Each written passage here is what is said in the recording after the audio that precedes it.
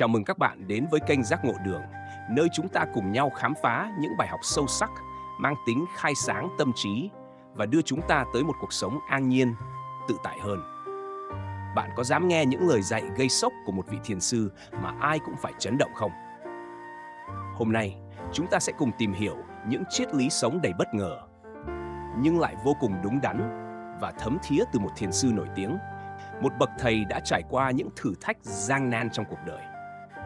Những lời dạy của Ngài không chỉ là những bài học đạo đức thông thường, mà là những lời thức tỉnh sâu sắc về sự chấp nhận, buông bỏ và sự thật về con đường dẫn đến bình an nội tâm. Nhưng điều gì đã khiến những lời dạy này khiến người nghe phải giật mình? Vì sao những điều tưởng chừng đơn giản lại có thể gây chấn động trong mỗi chúng ta? Hãy cùng tôi bước vào hành trình tìm hiểu câu chuyện về sự chấp nhận và buông bỏ qua câu chuyện thiền sư và cô gái. Một bài học đầy ẩn ý có thể thay đổi cách nhìn của bạn về cuộc sống và những khó khăn mà bạn đang đối diện. Câu chuyện này không chỉ là những lời nói vô nghĩa, mà là những điều mà bạn sẽ không thể quên sau khi lắng nghe. Hãy ở lại với chúng tôi và cùng nhau khám phá sự thật ẩn giấu trong từng lời dạy của thiền sư. Ý niệm trong triết học Phật giáo chính là gốc rễ định hình mọi hành động, lời nói và tư duy của con người. Nhìn sâu vào tầm quan trọng của ý niệm, chúng ta có thể thấy rằng mọi sự khởi đầu trong cuộc sống đều bắt nguồn từ chính tâm trí. Như lời Đức Phật dạy trong Kinh Pháp Cú, tâm dẫn đầu các pháp, tâm là chủ, tâm tạo tác mọi việc. Một ý niệm thiện lành sẽ gieo nhân duyên tốt, ngược lại, ý niệm bất thiện sẽ dẫn đến khổ đau và phiền não. Ý niệm quyết định số phận. Câu chuyện về Thomas Edison, nhà phát minh vĩ đại, là minh chứng sống động cho tầm quan trọng của ý niệm. Khi còn nhỏ, Edison từng bị thầy giáo nhận xét là đần độn và không phù hợp với môi trường học tập. Tuy nhiên, chính người mẹ của ông, với ý niệm mạnh mẽ rằng con trai mình không hề thua kém ai, đã nuôi dưỡng và truyền cảm hứng cho Edison. Bà tự tay dạy dỗ ông ở nhà, tạo điều kiện để ông phát triển khả năng. Kết quả là Edison đã trở thành một trong những thiên tài lỗi lạc nhất trong lịch sử nhân loại.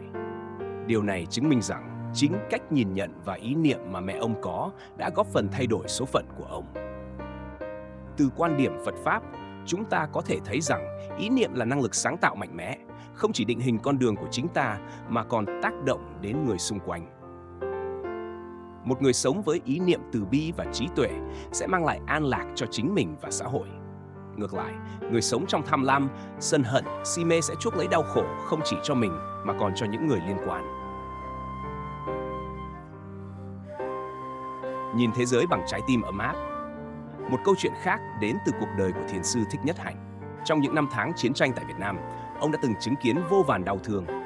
Nhưng thay vì để ý niệm sân hận xâm chiếm, ông chọn cách nhìn thế giới bằng một trái tim tràn đầy từ bi. Thích Nhất Hạnh đã khởi xướng phong trào hiệp thông Phật giáo nhằm mang đến hòa bình cho người dân hai miền. Ông từng nói, nếu bạn gieo một hạt giống hòa bình trong tâm trí, bạn sẽ nhận lại một thế giới an lạc. Chúng ta thử tưởng tượng, nếu ai cũng nuôi dưỡng một ý niệm tốt đẹp về hòa bình, thế giới liệu có còn chiến tranh?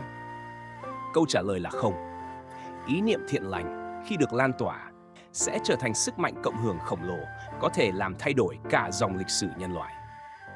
Số phận không cố định, ý niệm là sự lựa chọn. Trong Phật Pháp, khái niệm nghiệp được hiểu như một hệ quả từ hành động, lời nói và ý niệm của con người. Tuy nhiên, nghiệp không phải là định mệnh bất biến. Đức Phật từng dạy rằng, con người có thể thay đổi nghiệp báo thông qua ý niệm đúng đắn và hành động thiện lành. Một ví dụ điển hình là câu chuyện của Ngài Angulimala, kẻ sát nhân nổi tiếng trong lịch sử Phật giáo.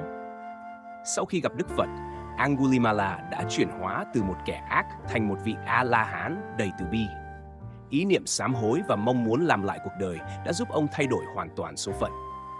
Trong thế giới hiện đại, chúng ta cũng có thể nhìn thấy những người dám thay đổi ý niệm để bước sang một trang mới. Nelson Mandela, người đã chịu đựng 27 năm tù giam, khi được trả tự do, không hề ôm lòng hận thù. Thay vào đó, ông chọn ý niệm tha thứ và hòa giải để xây dựng một Nam Phi hòa bình. Điều này đã biến Mandela từ một tù nhân thành biểu tượng của tự do và nhân ái trên toàn thế giới. Sự khác biệt trong nhận thức và ý niệm.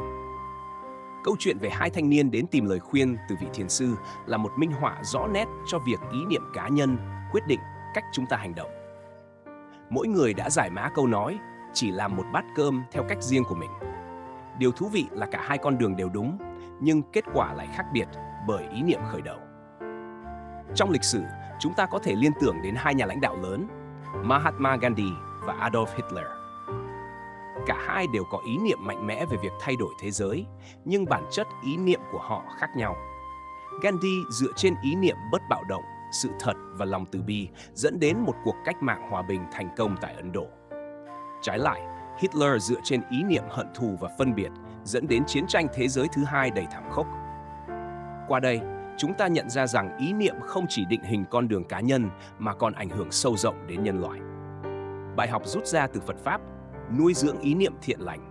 Ý niệm là nền tảng của mọi hành động. Hãy dành thời gian tỉnh thức mỗi ngày để kiểm tra và thanh lọc tâm trí. Đức Phật dạy rằng, giống như người làm vườn nhổ cỏ dại, chúng ta cũng cần loại bỏ những ý niệm tiêu cực để bảo vệ khu vườn tâm của mình. Ý niệm tạo nên nghiệp. Hành động thiện lành bắt đầu từ ý niệm tốt đẹp. Khi chúng ta có ý niệm từ bi, mọi lời nói và việc làm của chúng ta sẽ tự nhiên mang lại lợi ích cho người khác. Thay đổi số phận qua ý niệm. Đừng bao giờ nghĩ rằng cuộc sống là không thể thay đổi. Ý niệm tích cực, khi kết hợp với hành động kiên trì, có thể chuyển hóa bất cứ khó khăn nào thành cơ hội. Sức mạnh lan tỏa của ý niệm. Một ý niệm tốt có thể thay đổi cả cộng đồng. Như lời Thích Nhất Hạnh từng nói, bình yên bắt đầu từ tâm trí. Câu chuyện về ý niệm không chỉ dừng lại ở triết lý Phật giáo mà còn là chân lý áp dụng được trong mọi khía cạnh của cuộc sống. Hãy luôn nuôi dưỡng và bảo vệ ý niệm thiện lành, bởi đó chính là chìa khóa mở ra cánh cửa hạnh phúc và thành công. Tình thương và lòng bao dung là hai phẩm chất cốt lõi trong giáo lý Phật giáo, mang lại sức mạnh chuyển hóa phi thường không chỉ đối với bản thân mà còn cho cả xã hội. Như Đức Phật từng dạy, hận thù không thể hóa giải bằng hận thù, chỉ có tình thương mới hóa giải được hận thù. Đó là chân lý muôn đời. Điều này cho thấy rằng tình thương và lòng bao dung không chỉ đơn thuần là cảm xúc, mà còn là sự biểu hiện cao quý của trí tuệ và lòng từ bi. Sức mạnh chuyển hóa của tình thương. Câu chuyện về người thợ điêu khắc không chỉ là một câu chuyện cổ tích, mà còn mang ý nghĩa sâu sắc từ góc nhìn Phật Pháp. Người thợ điêu khắc với lòng tốt không toan tính đã giúp đỡ cô gái mà không hề biết rằng cô là ma quỷ. Sự tử tế và lòng bao dung của ông đã cảm hóa cô gái, giúp cô siêu thoát khỏi những khổ đau trong cõi luân hồi. Câu chuyện này có thể liên hệ đến cuộc đời của Đức Phật khi Ngài đối diện với Angulimala, một kẻ sát nhân khét tiếng. Thay vì trừng phạt, Đức Phật dùng tình thương và trí tuệ để khai sáng Angulimala. Ngài nói, hãy dừng lại, Angulimala. Câu nói ấy không chỉ dừng lại ở việc ngăn cản ông ta giết người, mà còn là lời mời gọi ông dừng lại sự sân hận, dừng lại vòng xoáy của nghiệp báo xấu. Kết quả là Angulimala đã chuyển hóa từ một kẻ sát nhân trở thành một vị A-la-hán. Lòng bao dung thay đổi số phận. Lòng bao dung từ quan điểm Phật giáo chính là biểu hiện của lòng từ bi không phân biệt. Đó là khả năng nhìn nhận sự sai lầm của người khác mà không phán xét, thay vào đó là mong muốn giúp họ vượt qua khổ đau. Một câu chuyện nổi tiếng trong lịch sử là Mahatma Gandhi. Khi bị áp bức bởi chính quyền thực dân Anh, ông không hề nuôi dưỡng lòng hận thù mà đáp trả bằng sự bao dung và bất bạo động. Chính lòng bao dung ấy đã mang lại độc lập cho Ấn Độ và trở thành một bài học vĩ đại cho toàn nhân loại. Lòng bao dung không chỉ có tác động tích cực đối với người được tha thứ, mà còn giải phóng chính người thực hành nó. Trong Kinh Pháp Cú, Đức Phật dạy rằng, người ôm lòng sân hận là tự uống thuốc độc và mong người khác chết. Khi chúng ta bao dung, chúng ta buông bỏ được những cảm xúc tiêu cực, từ đó tìm thấy sự an lạc trong tâm hồn. Tình thương là hành động cụ thể. Trong giáo lý Phật giáo, tình thương không chỉ là cảm xúc mà còn là hành động. Tình thương chân chính thể hiện qua sự giúp đỡ và chia sẻ, không phân biệt giàu nghèo, sang hèn. Một ví dụ cụ thể là Thiền sư Thích Nhất Hạnh, người đã khởi xướng phong trào hiệp thông Phật giáo trong chiến tranh Việt Nam. Ông không chỉ kêu gọi hòa bình mà còn đích thân giúp đỡ những người bị ảnh hưởng bởi chiến tranh, từ việc cứu trợ nạn nhân đến xây dựng các làng hòa bình. Tình thương cũng được thể hiện qua những hành động nhỏ nhặt hàng ngày, một nụ cười, một lời động viên hay một sự giúp đỡ dù nhỏ bé đều có thể tạo ra tác động lớn lao.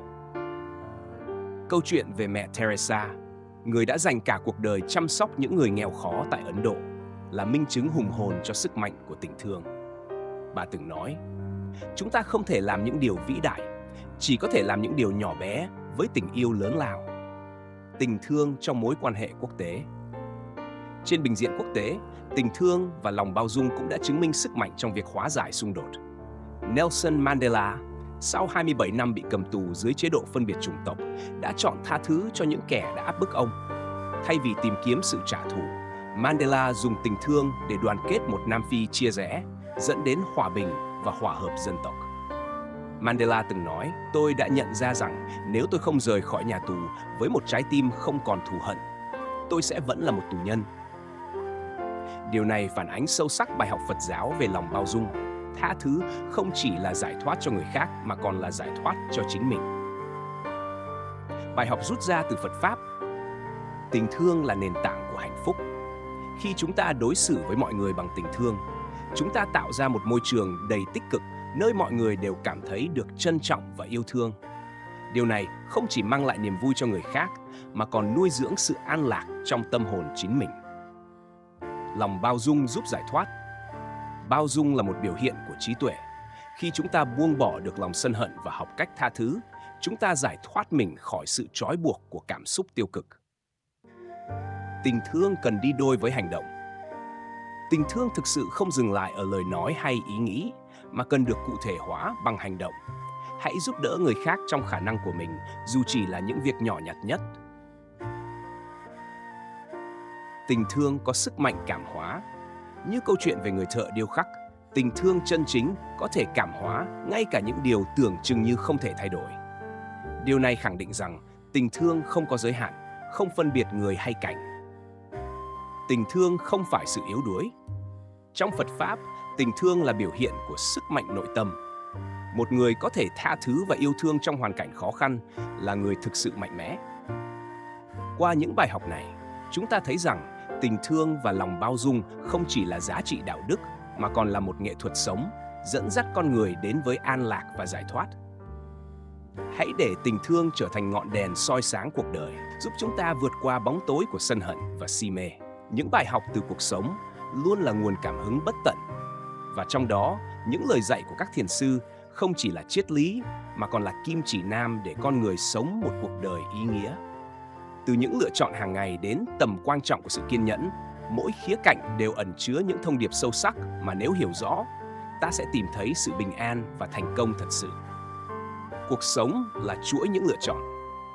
Trong giáo lý Phật giáo, nhân duyên là yếu tố nền tảng giải thích sự hình thành của mọi sự việc. Thiền sư Thích Nhất Hạnh từng nói, mỗi ngày, chúng ta đều gieo trồng những hạt giống qua suy nghĩ, lời nói và hành động. Những gì ta nhận được trong tương lai phụ thuộc vào những gì ta gieo trồng hôm nay. Điều này nhấn mạnh rằng mỗi lựa chọn, dù nhỏ bé, đều góp phần định hình cuộc sống của ta. Câu chuyện về Hoàng đế A Dục Ashoka của Ấn Độ là minh chứng rõ nét. Ban đầu, ông là một vị vua khét tiếng với những cuộc chiến tranh đẫm máu nhằm mở rộng lãnh thổ. Nhưng sau khi chứng kiến hậu quả đau thương của chiến tranh, ông quyết định thay đổi cuộc đời mình. Ông chọn con đường hòa bình, trở thành người bảo trợ lớn nhất cho Phật giáo và được người đời nhớ đến như một vị vua từ bi. Lựa chọn của A Dục không chỉ thay đổi số phận cá nhân ông mà còn ảnh hưởng sâu rộng đến nền văn hóa và tinh thần của cả một khu vực. Học cách nhìn nhận mọi thứ từ nhiều góc độ. Phật giáo dạy rằng sự chấp nhất vào một góc nhìn duy nhất là nguồn gốc của khổ đau. Trong Kinh Kim Cang, Đức Phật dạy rằng cái thấy đúng không phải là bám chấp vào một quan điểm cố định mà là khả năng linh hoạt để hiểu rõ bản chất thật của mọi sự vật. Điều này cho thấy, chỉ khi ta nhìn nhận sự việc từ nhiều góc độ, ta mới có thể đưa ra quyết định sáng suốt.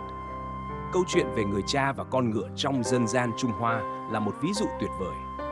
Khi con ngựa của ông chạy mất, hàng xóm cho rằng đó là điều xui xẻo. Nhưng sau đó, con ngựa trở về cùng một đàn ngựa hoang, mọi người lại bảo ông thật may mắn. Tuy nhiên, trong lúc thuần hóa đàn ngựa, con trai ông bị ngã gãy chân, khiến mọi người lại nghĩ ông bất hạnh. Nhưng khi chiến tranh xảy ra, con trai ông không phải đi lính vì bị thương. Câu chuyện này nhấn mạnh rằng mọi việc đều có mặt lợi và hại, và chỉ khi ta nhìn từ nhiều góc độ, ta mới thấu hiểu toàn diện. Sự kiên nhẫn trong hành trình cuộc sống. Kiên nhẫn là một đức tính quan trọng trong Phật giáo, được Đức Phật nhấn mạnh là sự trang sức cao quý nhất. Cuộc đời Ngài là minh chứng hùng hồn cho điều này. Trước khi đạt được giác ngộ, Đức Phật đã phải trải qua 6 năm khổ hạnh, thiền định và đấu tranh nội tâm. Kiên nhẫn đã giúp Ngài vượt qua những thử thách khắc nghiệt để cuối cùng đạt được sự thật tối thượng. Câu chuyện về Thomas Edison, nhà phát minh vĩ đại, cũng minh chứng cho tầm quan trọng của sự kiên nhẫn. Ông từng thất bại hơn 1.000 lần trước khi phát minh ra bóng đèn điện. Khi được hỏi về những thất bại, Edison trả lời: "Tôi không thất bại, tôi chỉ tìm ra 1.000 cách không hiệu quả." Sự kiên nhẫn của ông đã mang lại một trong những phát minh vĩ đại nhất, thay đổi cách sống của nhân loại. Bài học từ trải nghiệm của người khác. Phật giáo khuyến khích con người học hỏi từ trí tuệ tập thể. Một câu nói nổi tiếng của thiền sư Ajahn Chah: "Chúng ta không cần phải chạm vào lửa để biết rằng nó nóng. Hãy học hỏi từ kinh nghiệm của người khác." Điều này nhắc nhở chúng ta rằng việc học hỏi từ trải nghiệm của người khác không chỉ tiết kiệm thời gian mà còn giúp ta tránh những sai lầm không cần thiết. Trong lịch sử, Abraham Lincoln là một ví dụ điển hình. Trước khi trở thành Tổng thống Mỹ, ông đã trải qua nhiều thất bại, từ kinh doanh đến chính trị. Nhưng thay vì nản lòng, Lincoln học hỏi từ những thất bại ấy, rút ra bài học quý giá để cuối cùng dẫn dắt nước Mỹ vượt qua cuộc nội chiến đầy thử thách. Thời gian và nỗ lực là chìa khóa thành công. Đức Phật từng dạy, không có gì quý giá mà không cần thời gian và nỗ lực để đạt được. Điều này nhấn mạnh rằng mọi thành quả trong cuộc sống đều đòi hỏi sự kiên trì và cam kết. Câu chuyện về thiền sư Hakuin, người đã dành cả cuộc đời để tìm kiếm chân lý, là một minh chứng sống động. Dù bị hiểu lầm, chỉ trích và đối mặt với nhiều khó khăn, Hakuin vẫn kiên định trên con đường của mình và cuối cùng trở thành một trong những thiền sư vĩ đại nhất của Nhật Bản. Một ví dụ khác là Steve Jobs, người sáng lập Apple. Từ việc bị sa thải khỏi công ty do chính mình sáng lập, Jobs không bỏ cuộc mà tiếp tục cống hiến, sáng tạo và cuối cùng trở lại Apple, dẫn dắt công ty trở thành biểu tượng của đổi mới toàn cầu. Điều này minh chứng rằng sự kiên trì và cam kết lâu dài có thể vượt qua mọi thử thách. Từ những câu chuyện và bài học trên, ta rút ra được rằng lựa chọn cẩn thận. Mỗi quyết định đều là nhân dẫn đến quả. Chúng ta cần chọn lựa một cách sáng suốt, không chỉ dựa trên cảm xúc tức thời mà còn phải xem xét hậu quả lâu dài. Nhìn nhận đa chiều, học cách tiếp cận vấn đề từ nhiều góc độ sẽ giúp ta hiểu sâu hơn và giảm bớt xung đột, phiền não. Kiên nhẫn là sức mạnh.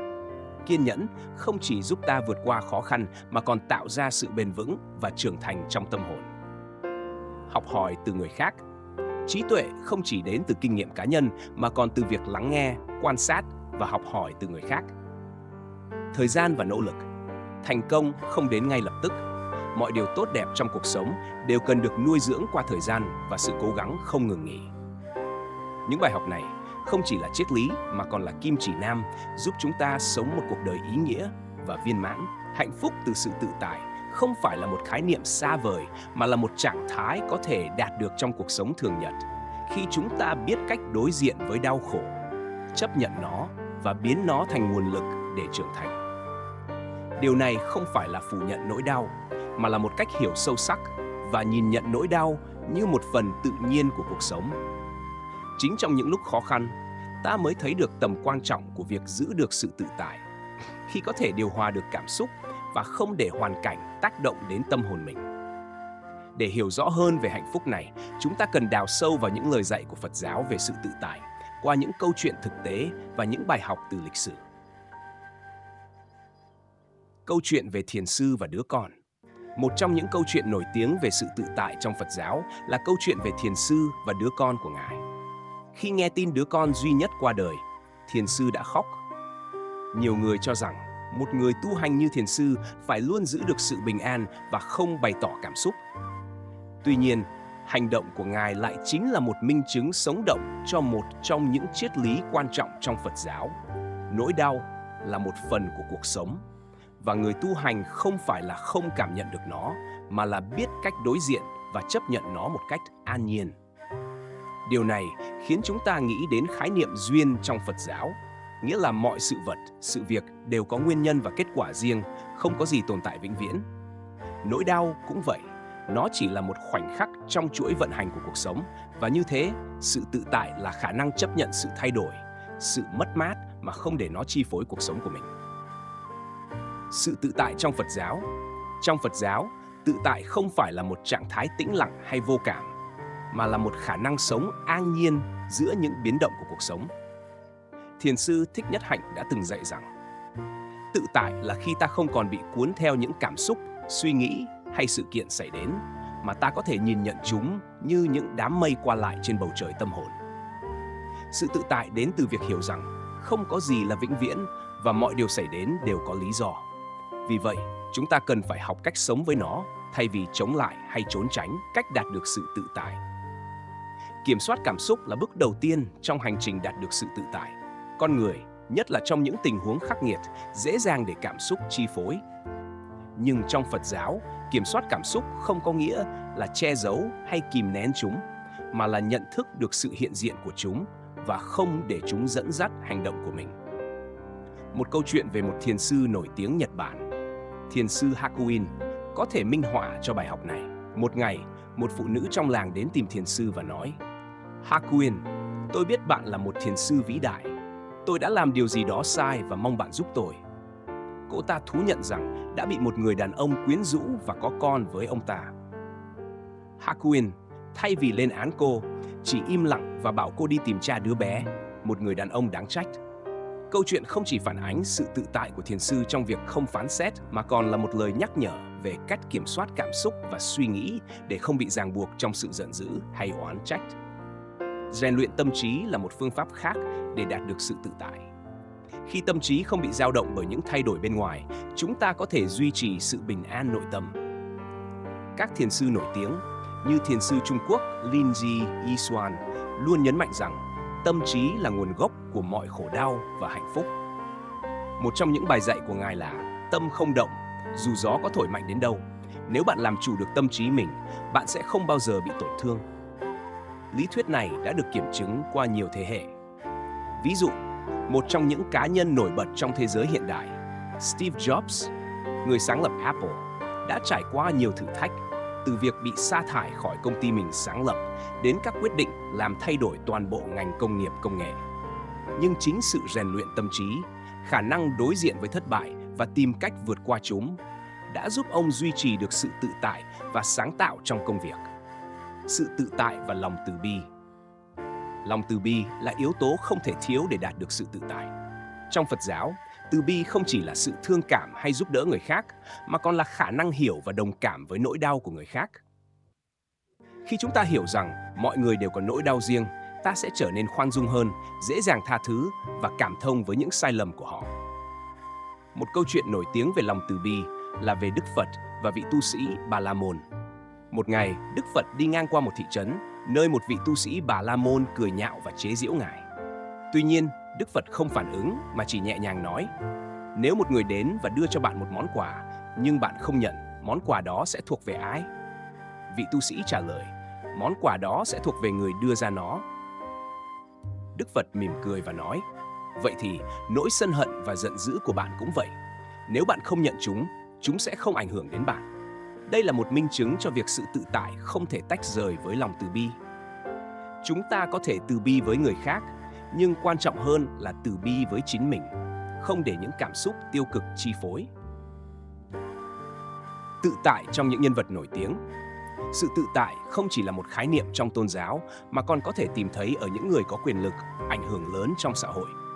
Một trong những ví dụ điển hình là Nelson Mandela, nhà lãnh đạo chống phân biệt chủng tộc và là tổng thống đầu tiên của Nam Phi. Dù phải chịu đựng gần 30 năm trong nhà tù, Mandela vẫn duy trì được sự tự tại, không hận thù hay khép mình, mà ngược lại, ông chọn con đường hòa giải và xây dựng một quốc gia hòa bình. Sự tự tại của Mandela đến từ việc ông đã học được cách kiểm soát những cảm xúc tiêu cực và tập trung vào mục tiêu cao cả hơn. Đó là sự tự do và bình đẳng cho tất cả mọi người. Sự tự tại là một trạng thái của tâm hồn mà chúng ta có thể đạt được qua việc đối diện với nỗi đau, kiểm soát cảm xúc và phát triển lòng từ bi. Những câu chuyện từ thiền sư, những bài học Phật Pháp và những ví dụ từ cuộc sống thực tế như Steve Jobs, Nelson Mandela hay Đức Phật đều nhắc nhở chúng ta rằng tự tại không phải là sự vô cảm hay thờ ơ, mà là một khả năng sống hài hòa với chính mình và thế giới xung quanh. Khi chúng ta đạt được sự tự tại, chúng ta không chỉ sống hạnh phúc mà còn có thể giúp đỡ và làm gương sáng cho những người khác. Sự chấp nhận và buông bỏ, hai khái niệm tưởng chừng đơn giản nhưng lại là nền tảng sâu sắc trong triết lý Phật giáo. Chúng ta đều biết rằng cuộc sống đầy rẫy những khó khăn và thử thách. Tuy nhiên, Phật giáo dạy rằng nỗi khổ không phải đến từ những gì chúng ta gặp phải, mà chủ yếu từ cách chúng ta phản ứng với những điều đó. Sự chấp nhận và buông bỏ không chỉ là hành động nhẹ nhàng, mà là một sự giải phóng tâm hồn, một cách để sống tự do và an nhiên. Để hiểu rõ hơn về các khái niệm này, ta có thể tìm hiểu qua những câu chuyện thực tế, các bài học Phật Pháp cùng với những ví dụ từ lịch sử và cuộc sống đương đại. Một trong những câu chuyện nổi tiếng trong Phật giáo về sự chấp nhận và buông bỏ là câu chuyện của một thiền sư và một cô gái. Cô gái này, vì lý do cá nhân, đã khai rằng đứa con của cô là con của thiền sư nhằm tránh sự chỉ trích từ gia đình. Khi sự thật được phơi bày, thay vì tức giận hay đổ lỗi cho cô gái, thiền sư chỉ mỉm cười. Ngài không cảm thấy bị xúc phạm, mà ngược lại, Ngài thể hiện sự bao dung và chấp nhận, hiểu rằng mỗi người đều có những sai lầm và hành động của họ là kết quả của sự thiếu hiểu biết. Sự chấp nhận của thiền sư không chỉ là thái độ khoan dung với cô gái, mà còn là sự nhận thức sâu sắc về bản chất của cuộc sống. Trong Phật giáo, không có gì là vĩnh cửu và mọi điều trên đời đều mang tính tương đối. Chính vì thế, việc không chấp nhặt vào những sai lầm của người khác mà luôn giữ tâm trí an lạc là một phẩm hạnh cao quý. Thiền sư không bị tổn thương bởi những lời nói hay hành động của cô gái, vì Ngài đã buông bỏ sự bám víu vào cái tôi và tự ngã. Bài học rút ra từ câu chuyện này là việc chấp nhận những điều đã xảy ra sẽ giúp chúng ta tìm thấy sự bình an trong tâm hồn. Khi ta buông bỏ những điều không cần thiết như sự giận dữ, oán hận hay những hiểu lầm, ta sẽ cảm thấy nhẹ nhõm và tự do hơn. Điều này không có nghĩa là ta đồng ý với những hành động sai trái, mà là ta không để những điều đó chi phối tâm trí của mình. Trong Phật giáo, việc buông bỏ không có nghĩa là từ bỏ hay bỏ cuộc. Buông bỏ ở đây là một hành động giải phóng bản thân khỏi những gánh nặng tâm lý, không để chúng chi phối và làm mất đi sự thanh thản trong tâm hồn. Đó là một quá trình mà chúng ta học cách tách biệt cảm xúc tiêu cực ra khỏi bản chất của mình, thay vì để chúng lấn át. Lợi ích lớn nhất của việc buông bỏ là sự giải thoát. Chúng ta thường xuyên bị mắc kẹt trong những suy nghĩ tiêu cực, những lo lắng về quá khứ hay tương lai. Nhưng khi ta học cách buông bỏ những điều này, chúng ta sẽ không còn bị ảnh hưởng bởi những gì đã qua hoặc những gì có thể xảy ra. Điều này giúp tâm hồn chúng ta nhẹ nhàng, tự do và trong sáng hơn. Ví dụ như trong cuộc đời của Thích Nhất Hạnh, thiền sư nổi tiếng người Việt Nam, người đã dành cả đời để giảng dạy về sự an lạc qua việc buông bỏ. Trong suốt cuộc đời, Thích Nhất Hạnh luôn dạy rằng sự tự do thực sự chỉ đến khi ta buông bỏ được sự bám víu vào mọi thứ, đặc biệt là những suy nghĩ và cảm xúc tiêu cực. Khi ông sống tại làng Mai, trung tâm thiền do ông sáng lập, ông luôn khuyến khích các học viên của mình tập trung vào hiện tại và buông bỏ quá khứ cũng như những lo lắng về tương lai. Một trong những câu dạy nổi tiếng của ông là: hãy sống trong hiện tại, nơi chỉ có sự tươi mới và an lành. Điều này cho thấy sự quan trọng của việc buông bỏ và sống trọn vẹn với từng khoảnh khắc. Sự chấp nhận và buông bỏ không chỉ là những khái niệm có giá trị trong tu hành, mà còn có thể áp dụng rất thực tế trong cuộc sống hàng ngày.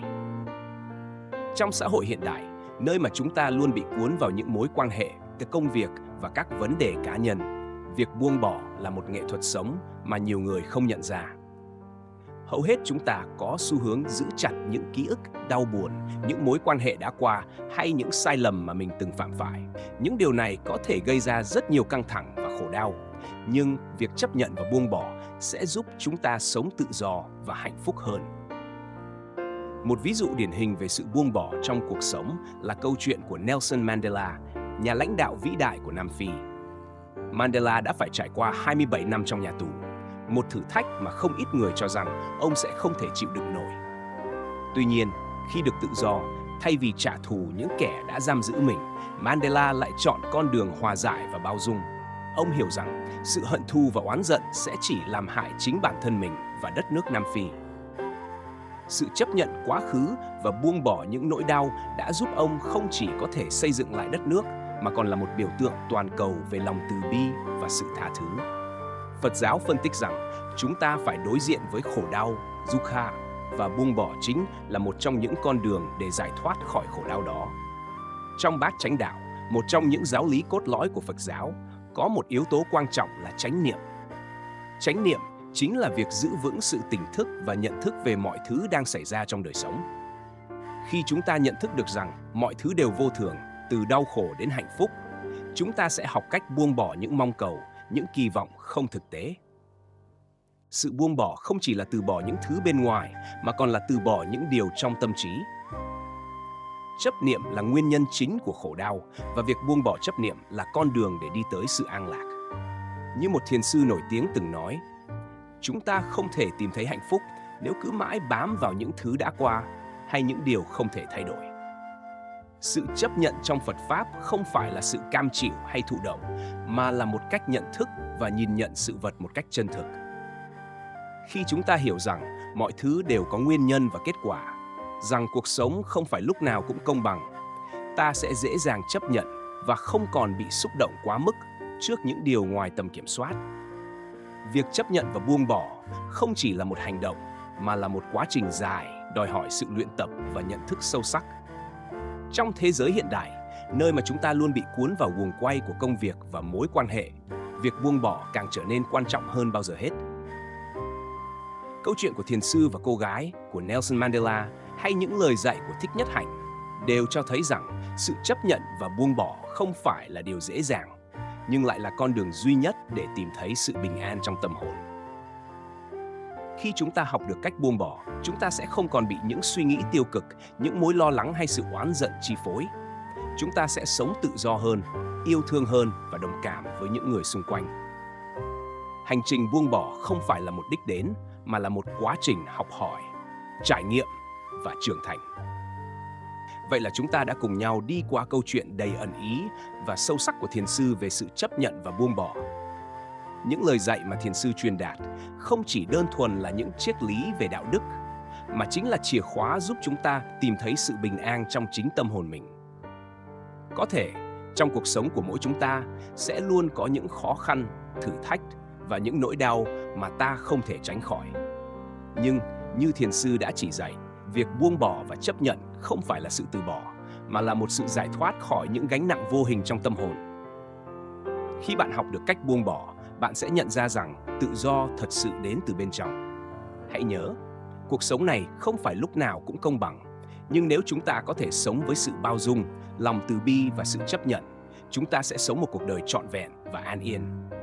Vậy bạn đã sẵn sàng để buông bỏ những điều không cần thiết và chấp nhận những thử thách của cuộc sống chưa? Nếu bạn cảm thấy những lời dạy này hữu ích và muốn tiếp tục hành trình khám phá Phật Pháp, đừng quên nhấn like, chia sẻ và đăng ký kênh Giác Ngộ Đường để không bỏ lỡ những video tiếp theo. Cảm ơn các bạn đã lắng nghe và hẹn gặp lại trong những video tiếp theo.